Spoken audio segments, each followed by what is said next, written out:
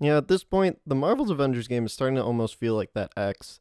That even though you know that they're wrong for you, every time you run into them, you can't help but feel there's a spark, up until they do something stupid that disappoints you all over again.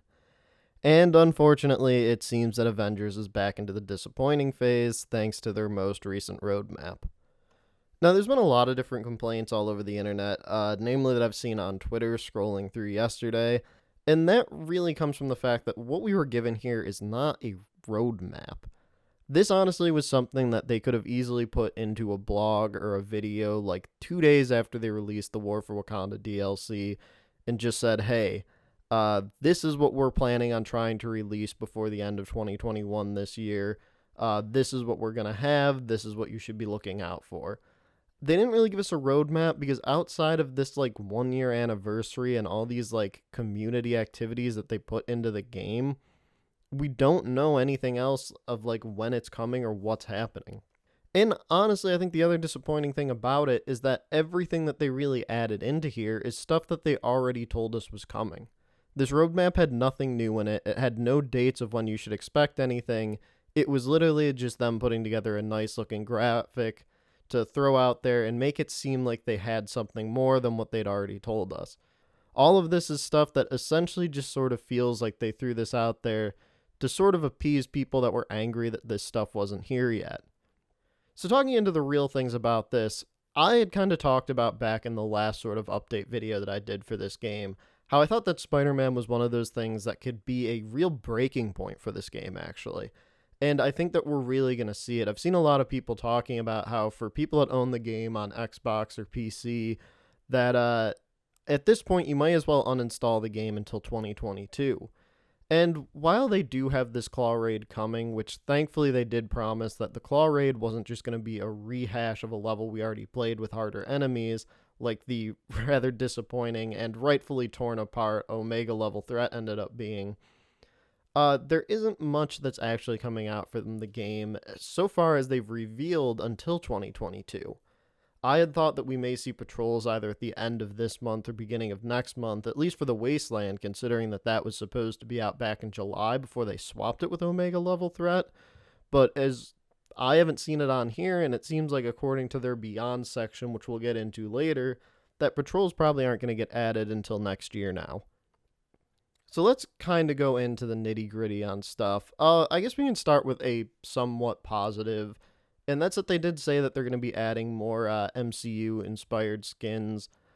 A lot of the ones that they've added recently have been really nice looking, and people have really liked them. I know that there's been a lot of praise for the Black Panther skin that they released recently. Whether it is that they're listening to the community and getting more accurate with these skins, or of course, as people have pointed out, that when they're not showing the faces of these characters, it's easier to hide things and do it that way. I know that they still, since they're kind of getting these skins out slower, since they're kind of putting more attention to detail into them, and skins do take a while, especially at this level, to make, that we'll probably be seeing a lot of MCU skins come out over the next year, but I would like to see them kind of focus on some more comic-inspired ones as well. It's one of those things where one of my biggest complaints about the skins in this game has been that most of them are just kind of recolorings of skins that are already in there. So it would be nice if we can get skins that are like, hey, this skin is from this comic, and not just, hey, we recolored Cap's suit in this color and are calling it this suit, when it clearly isn't. So there's a lot of big things with the system rework that they're talking about. They're improving gear upgrading, stuff like that. Now, a lot of this is stuff I didn't care too much about. I know I've talked about from the beginning that where most people were kind of upset about the way that the gear system worked, I didn't really give that much of a shit about it. It is one of those things where, again, I think if the gear could have been changed to give a cosmetic look as you changed them in and out, and you could have done something with the cosmetics, that way it's like, you know, I don't want my Iron Man to change as I do it. You could set on like a premier skin system. That could have always worked. At this point, I'm pretty sure they've said they have no intention to ever change the gear cosmetically, and that's about the only thing I care about with the gear system now that they could have done.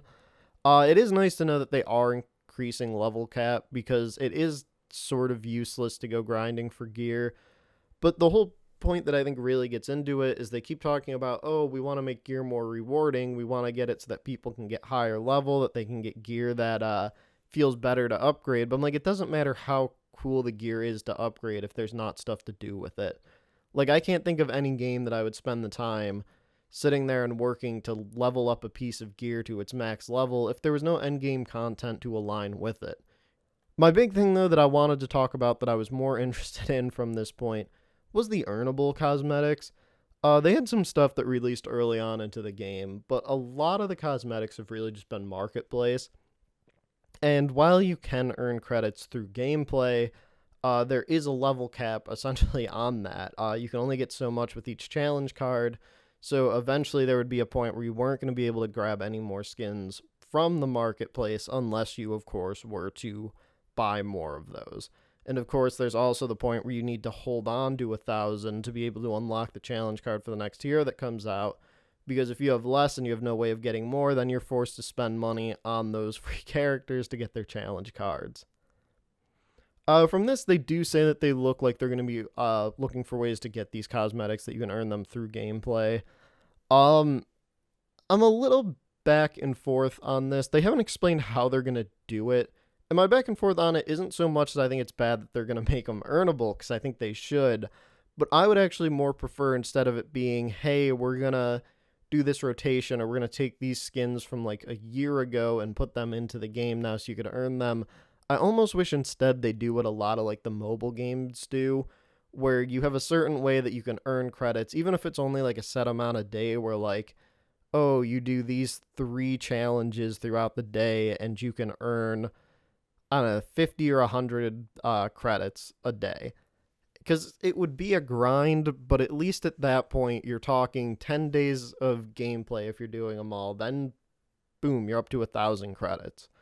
I mostly sort of worry that it's just going to be a system where a year out they'll put them in, and it's also one of those things where I'm like, I don't really know how they'll do it with their exotic MCU skins. Because the MCU skins, of course, used to be, I think it was like Legendary was the gold tier, and now they're in that like orange exotic tier, and I'm like, and they did that only just recently.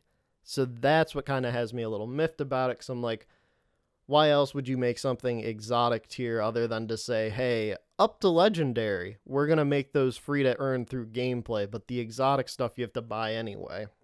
Now, of course, I don't want to say that that's exactly what they're going to do. This is only speculation. I don't know.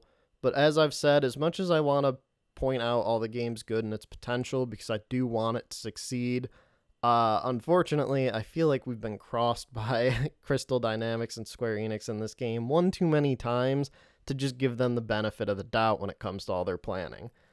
So talking on the smaller events, again, it's one of those things where I'm like, these smaller events that they had that came out, I definitely am glad about them bringing them back, and I feel like they should. It should be one of those things that they just kind of mix in as they go. It'd be one of those things where, as I was saying, the beginning of October, they could say, hey, we're going to bring back Tachyon Anomaly. That's going to sit here for 2 weeks. But within that, they should also be having systems where at the end of that month, they have a new small level event. I'm not really sure how I like this idea of them just saying they're going to come back and mix these in, especially because that's the way this event page is written out. Like, reading this verbatim, it says, between the larger game updates, we'll be bringing back limited time events to give our new players a chance to try them out and provide everyone opportunities to earn exclusive rewards and high-level gear. These events include our Corrupted Vibranium event, Red Room Takeover, Tachyon Anomaly, and Cosmic Threat. All of these are things that we've done already. And so unless their wording here is just confusing and they're meant to say like, hey, we're going to be introducing all these small events, and that they intend to introduce new ones as well as these older ones that we've already seen, then, you know, great. But at least the wording that I'm getting here is it just seems like all they plan to do is sprinkle back in what we've already seen. And I mean, that's the big thing people have already been hitting them for, is the game's too repetitive. And after a full year, they don't feel like they've added enough in to sort of break that repetitive streak for them to already be announcing that their new plan is just to repeat old stuff. All right, so let's talk about the new here at least. We don't need to sit here and I guess parade all the old stuff and stuff we already know. So We knew for a while that Wakanda was going to have a raid. They had announced initially that the plan was that Wakanda would introduce the first raid back when Wakanda was supposed to initially release back in February of 21. I know there was initially some talks about this cloning labs raid that may or may not have come out sooner. Of course, it ended up not doing so. So it looks like Claw will be our first raid. I mean, I haven't seen enough on it. I'll have to see some gameplay or whatever they're doing. They're not doing the Omega level threat thing, at least, where they're not just going to recycle the last level of the Black Panther level and make enemies harder or just give them overshields. It looks like it's going to be a completely new mission. The picture for this shows Claw Giant again. I learned my lesson the first time, and I expected going into the Black Panther DLC that the final battle would have us sort of fighting this massive claw. If they pull that off in the raid and make that work, I think it would be cool, but I'm expecting Claw to basically be the sort of same boss fight we did at the end. Maybe they'll give him new abilities to make him stronger, sort of like what they did with Super Adaptoid and the Omega level threat. But other than that, I wouldn't expect a huge overhaul on Claw to make that fight vastly different. Yeah, I mean, this is going to be the thing that's going to be the big drawback for pretty much everyone, because outside of PlayStation, we're not all getting a new character now until 2022, so the Claw raid is really the only new thing or big thing that they are adding. So based off of that standpoint, I think that they really need to push a lot into this to kind of keep that retention. So the Claw raid is definitely the thing that I think is going to have to pull that weight. It's going to be hard because, again, we don't know when the next hero in 2022 is coming. I threw March out as a date. They may do it earlier. They may shoot themselves in the foot and do it later. But regardless of all that and kind of sitting on that point, it is one of those things where the Claw raid is the last thing of 2021 for everyone to get to try. And it's the only thing we've got left. So it better do something right. Otherwise, they're going to go back to that same thing where their Steam levels are going to be showing like 8 people playing the game at a certain time. And now we get to the blame party of why the fuck this is going to be a very terrible end of the year to this game. Don't get me wrong, I love Spidey. He's my favorite, not just Marvel hero, but hero in general. But unfortunately, Spidey may be the thing that really fucks this game over. Due to the exclusivity deal that PlayStation has. It's one of those things that I think, again, I talked about it a little bit when I talked about the whole thing with Wakanda, where back when I think the game was coming out, I think Crystal Dynamics had a very different idea of how easy this stuff would be to pull off. They were talking about releasing new heroes every month to every other month, and they seemed to have it in their mind that they could get a roster of about 15 to 20 different characters out within about 2 years. Clearly that didn't end up happening. They're lucky to get a character out every 4 to 5 months at this point. And most of the stuff they've released has been with mixed results. Now, Spider-Man comes at essentially a two-way, I think, clash that this character is going to run into. And I'll be interested to see what happens when he does release and how things go over with his story.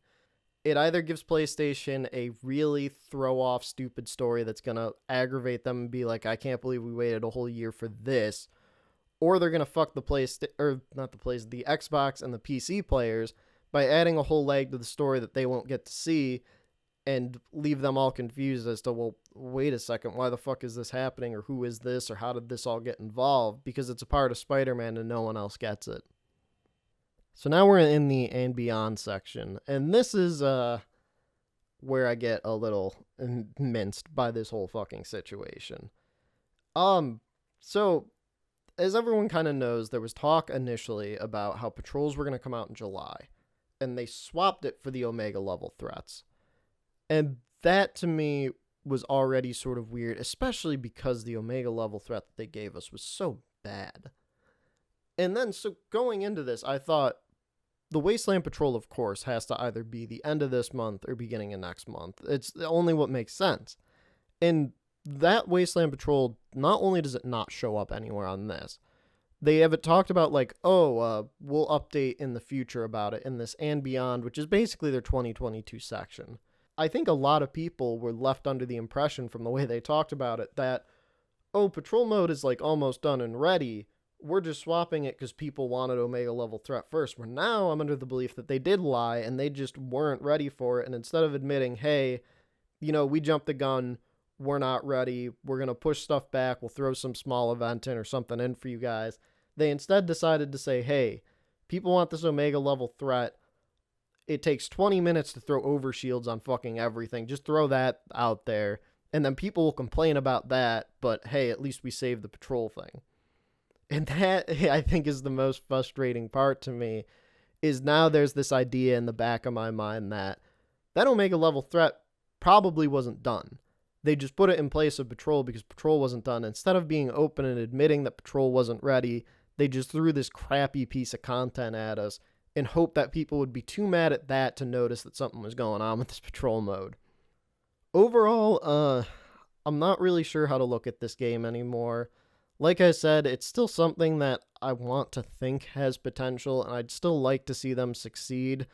But outside of just like 3 or 4 little events that have happened this year, I feel like their first year as a game just has been sort of a failure, more than anything. And I have said in the past that a lot of times with this game, or in games like it that are this live service, the first year always kind of amounts to being a big failure. It's normally within the second year that they start putting shit together and figuring out how to do things. So next year at this time, hopefully we get to be singing a different song and saying they really figured it out. But it's one of those things where, the developers are learning, they're doing some things, they're putting some things together, but I'm not sure exactly how quickly they're learning, and even more so how much they care about the stuff we're trying to tell them.